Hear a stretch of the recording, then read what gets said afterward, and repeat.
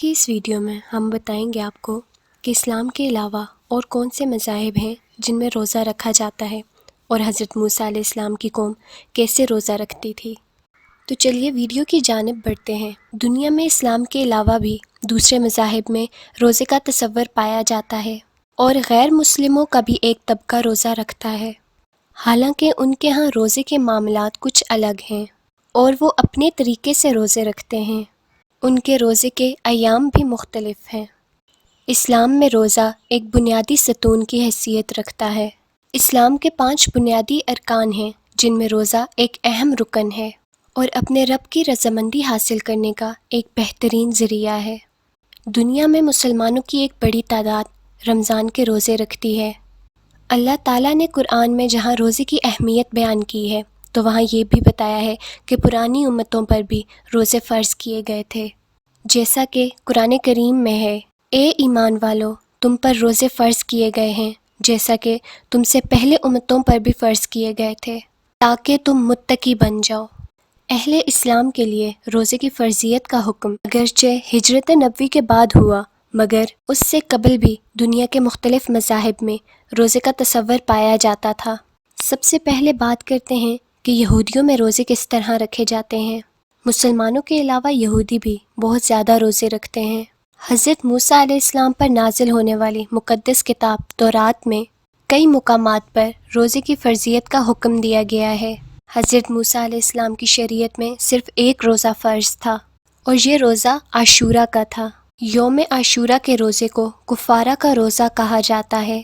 روزے میں یہودی اپنا بیشتر وقت سنگان میں گزارتے ہیں اور توبہ اور استغفار کرتے رہتے ہیں۔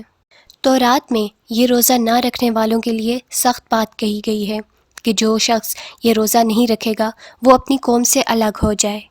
یہودیوں کو مصیبت کے وقت روزے رکھنے کا حکم دیا گیا ہے اور وہ رکھتے بھی ہیں۔ جب بارشیں نہیں ہوتی اور قحط سالی ہوتی ہے تب بھی یہودیوں کے ہاں روزہ رکھا جاتا ہے۔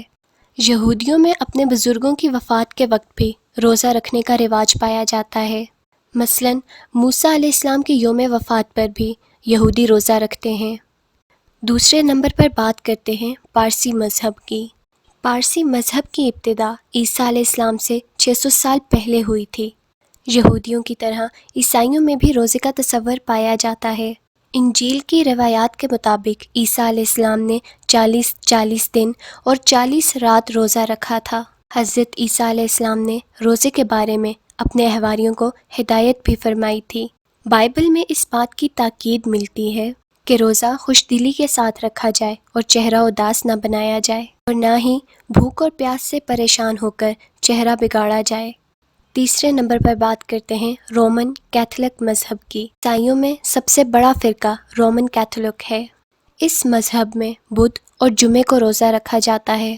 ان روزوں کی خاص بات یہ ہے کہ اس میں پانی پینے کی اجازت ہوتی ہے کیونکہ بقول ان کے پانی خوراک میں شامل نہیں ہے۔ اس کے بعد بات کرتے ہیں ہندو مذہب کی۔ بھارت میں پرانے زمانے سے ہی روزے کا تصور پایا جاتا ہے جسے عرف عام میں ورت کہا جاتا ہے۔